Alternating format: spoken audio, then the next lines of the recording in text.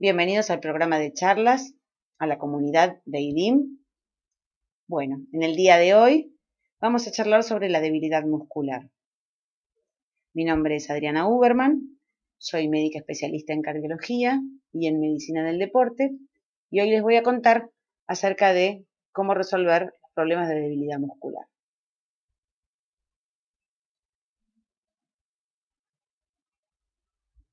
Sabemos que la actividad física es un recurso para mejorar la salud ósea, para mejorar la tonicidad muscular y como consecuencia de estas dos cosas y de muchas otras cosas más que también incluyen la alimentación, tener un bienestar general. Un adulto pierde la capacidad de autovalerse. ¿Y qué es lo que está pasando? Lo más probable es que esté inactivo, independientemente de la edad. Lo que significa es que no está movilizando sus músculos y sus huesos. Pero esta situación es absolutamente reversible.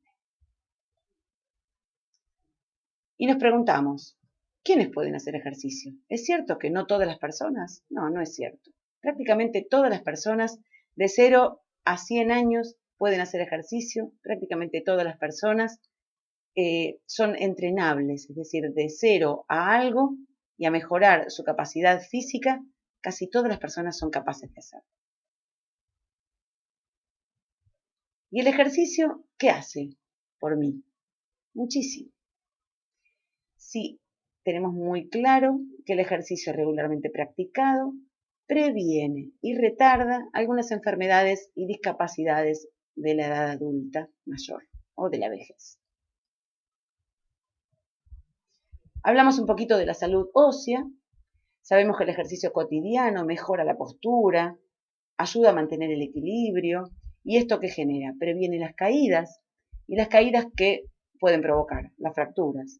Y sabemos que cuando hay una fractura, hay reposo, y el reposo es inactividad, y esa inactividad, nuevamente, como un círculo vicioso, genera disminución de la masa muscular y debilidad muscular, etc. Los músculos se tonifican y generan un movimiento imperceptible, pero microscópico, en el hueso, y esto genera la deposición de calcio en los huesos. Es como si estuviéramos hablando de una columna con un esqueleto de metal en donde le ponemos el cemento para rellenar. Bueno, aquí es lo mismo. El hueso tiene un esqueleto, tiene como una especie de estructura arquitectónica en donde el calcio va a ir a depositarse para rellenar los espacios. Cuando los músculos son tónicos y se fortalecen, tironean o mueven ese hueso, que es un órgano, no es un órgano inerte, sino que genera situaciones y se modifica. Entonces el calcio se deposita dentro del hueso y lo hace más fuerte y menos rompible. La agilidad y el equilibrio necesario a la hora de soportar tropezones y caídas suceden cuando uno mejora la postura, mejora el equilibrio y está entrenado. Si hablamos de ejercicios, hablamos de diferentes tipos de ejercicios. Por ejemplo, los ejercicios de resistencia en el tiempo, porque también uno puede hablar de los ejercicios de resistencia contra un peso dado, que ahora vamos a conversar. Esta clase de ejercicios los que utilizan grandes grupos musculares son los que son moderados. La lista sería nadar, andar en bicicleta, en la fija o en la bicicleta móvil, cortar el pasto, caminar en un plano inclinado, pasar el trapo o el escobillón, hacer las camas, jugar al tenis en dobles, jugar al vóley, remar o bailar. Y los ejercicios más enérgicos serían subir escaleras, subir a los cerros, hacer ciclismo de montaña, jugar al tenis pero singles, la natación, el trekking, que es la caminata en diferentes superficies de diferentes alturas, y trotar. Cuando hablamos de ejercicios de equilibrio, uno puede intentar valorar el equilibrio, si tiene, digamos, el grado de equilibrio que uno tiene, parándose en un solo pie. Existen muchos ejercicios que son aumentando la base de sustentación y muchos ejemplos de aumentos de equilibrio para evitar también, siempre vamos a ir al fin, a la situación final, que es evitar la caída. y con la caída, la fractura. También son muy útiles los ejercicios de flexibilidad, que son los clásicos ejercicios de elongación, stretching que cuentan todos los gimnasios. Y ahora sí, nos adentramos en los ejercicios de fortalecimiento, que es de lo que vamos a hablar hoy. El concepto de fortalecimiento es levantar o empujar un peso, es decir, es una resistencia que se opone a lo que nosotros queremos hacer. En este caso, un peso. En realidad, para poder hacer el ejercicio y entrenarse en este sentido, vamos a ir aumentando gradualmente ese peso para aumentar la resistencia. Si nosotros hablamos de volumen y frecuencia, estamos hablando, volumen es el peso que vamos a utilizar y frecuencia es cuántas veces por semana, cuántas veces por día vamos a hacerlo. Lo ideal es comenzar con poco peso, con algunas repeticiones, tratar de utilizar todos los grupos musculares, por lo menos de a 2 por vez, por ejemplo, el bíceps o los brazos y las piernas en ese grupo de entrenamiento. Luego, a la semana siguiente, cambiar de grupo muscular y así sucesivamente. Hacerlo por lo menos 2 o 3 veces por semana, en series de 10 a 15 repeticiones con poco peso. El esfuerzo que nosotros tenemos que hacer tiene que ser de tipo moderado, ni muy enérgico ni muy leve. Una forma de probar si estamos exagerando con el peso que estamos tomando, que estamos trabajando, es probar si después de 8 veces seguidas uno no puede continuar, es porque estamos ejerciendo mucho peso. Con lo cual tenemos que disminuir la cantidad de peso que estamos utilizando para poder hacer 10 a 15 repeticiones como decíamos al principio. ¿Y cómo comenzar? Empezar con 2 tipos de ejercicio. Intentar que el horario sea en un horario realizable, que no sea ni muy tarde de noche, ni muy temprano en la mañana, sino un horario en el que nosotros estemos acostumbradas y que podamos repetir y mantener a lo largo del tiempo. Ir agregando de a poco diferentes ejercicios, diferente cantidad de peso y frecuencia, las veces, las series, la cantidad de veces por serie que vamos a hacer. Ir pensando mientras hacemos el ejercicio en qué beneficios estamos obteniendo haciendo esta clase de entrenamiento. Eso genera mucho estímulo psicológico. Trata de escuchar música mientras realiza los ejercicios, la música que más le guste. Anote los progresos obtenidos y cuando termine, premiese de alguna manera, o saliendo a pasear, o tomando un cafecito, o escuchando la música también que más le guste, algún tipo de premio. Trate de escuchar su cuerpo. Cuando el cuerpo duele o molesta o genera mareos, trate de prestar atención para poder consultar qué es lo que está pasando. Si es capaz de mantenerlo un mes, es una muy buena señal. Quiere decir que al cabo de 4 semanas, usted pudo mantener los ejercicios que fueron realizables, que pudo mantener la secuencia de ejercicios que se planteó, y esto es una buena señal porque quiere decir que es muy probable que lo pueda adoptar como un hábito y que lo haga a lo largo del tiempo.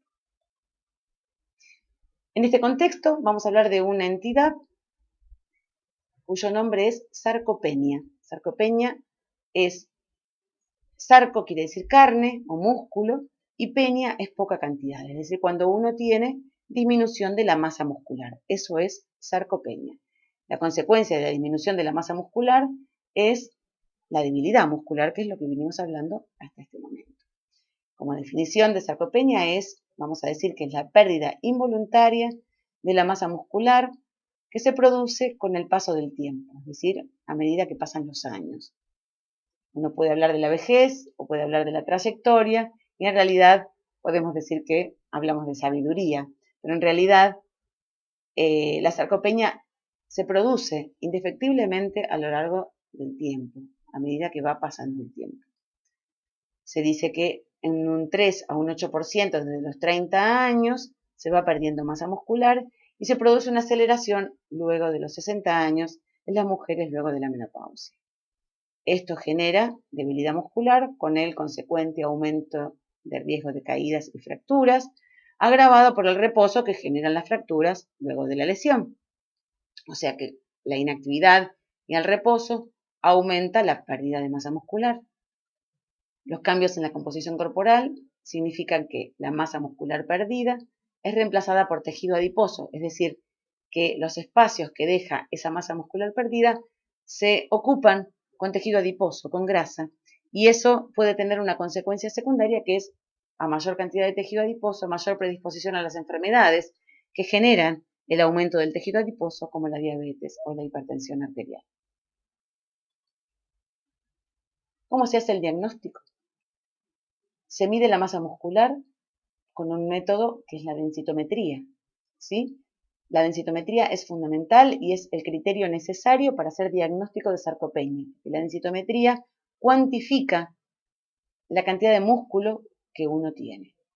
Con eso se hace diagnóstico de sarcopenia, que decíamos que era la disminución de la masa muscular. Otra prueba de la función muscular asociada a esta situación es la prensión palmar o hand grip.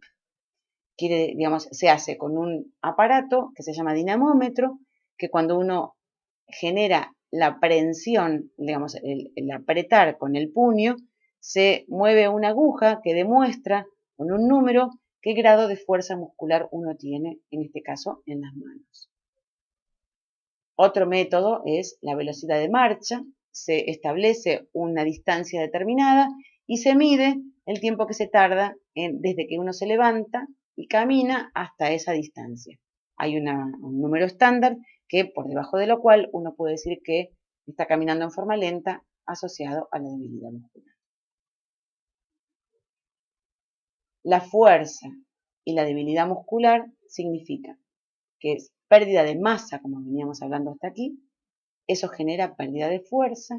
Para poder resolverlo hay que hacer ejercicios de resistencia muscular y puede generar una gran diferencia rápidamente. Vamos a dar algunos ejemplos de entrenamiento. Por ejemplo, levantar los brazos, sentarse en una silla con los pies bien apoyados, los brazos a ambos lados, palmas hacia adentro y levantar los brazos como vuelos, como si uno volara con las alas hacia los costados y bajarlos lentamente. Otro ejercicio es levantarse de una silla, que no es levantarse solamente con las piernas, sino desde una posición casi en diagonal, con una almohada detrás de la espalda, apoyado contra el respaldo y sentarse casi en la punta, para generar dos clases de ejercicios. Inclinarse hacia adelante, que eso genera información acerca de la fuerza muscular en el abdomen, levantar el torso hasta estar derecho y luego ponerse de pie usando las manos, si uno no pudiera solamente, o levantarse solamente con las piernas sin utilizar las manos para apoyarse. Y luego volver a sentarse lentamente. Es muy importante hacer esos ejercicios moviendo los músculos lentamente. Para pantorrillas o gemelos, la flexión plantar, que es ponerse en punta de pie y bajar, sosteniéndose con una y otra mano en forma alternante de una silla o de una baranda, pero levantar los pies y bajar, levantar los pies y bajar, como figura en el dibujo. Luego, para fortalecer los cuádriceps, estar sentado, bien derecho, con la cola bien apoyada en el respaldo, levantar la pierna y bajarla lentamente, en forma alternante, 10 a 15 repeticiones. Luego los bíceps, con mancuernas de 1 kilo, no hace falta más, que se puede hacer unilateral o en forma bilateral. Se levanta, se flexiona el codo desde una posición paralela al piso, 10 a 15 repeticiones con 1 kilo. Y repetimos, si uno no puede hacer más de 8 repeticiones, significa que lo tiene que hacer solamente con el peso de la mano, o sea, sin la mancuerna. Hasta poder hacerlo, por supuesto, en forma regular con la mancuerna. Para los tríceps, el brazo estirado a la altura de la oreja y flexionar el brazo hacia atrás con 15 repeticiones con un peso de 1 kilo, siempre y cuando se puedan soportar más de 8 repeticiones. Entonces, para concluir, ¿cuáles son los elementos a considerar y qué actividad es la más recomendable de acuerdo a mi edad? La actividad tiene que ser placentera, en un lugar accesible, un mínimo de 2 a 3 veces por semana. Siempre debe realizarse una evaluación previa de aptitud física, clínica y cardiovascular. El ejercicio debe contemplar la corrección postural. El ejercicio debe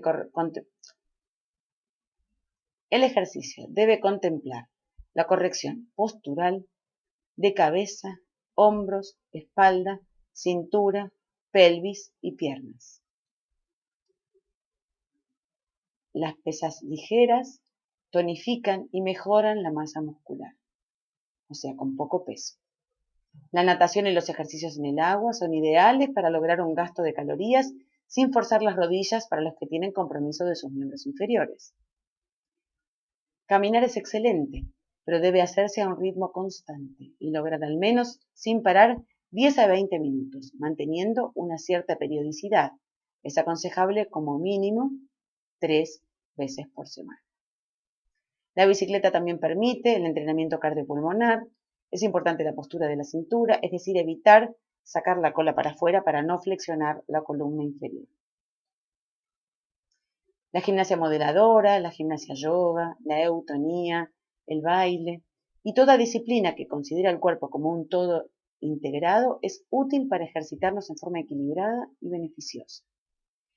Para aquellas personas con dolores articulares, musculares o tendinosos o con trastornos del eje de la columna, como por ejemplo la escoliosis, es importante que aprendan primero ejercicios con especialistas para luego poder repetirlos en forma regular, sabiendo qué movimientos deben evitarse y cómo realizar los necesarios en forma correcta. Muchas gracias.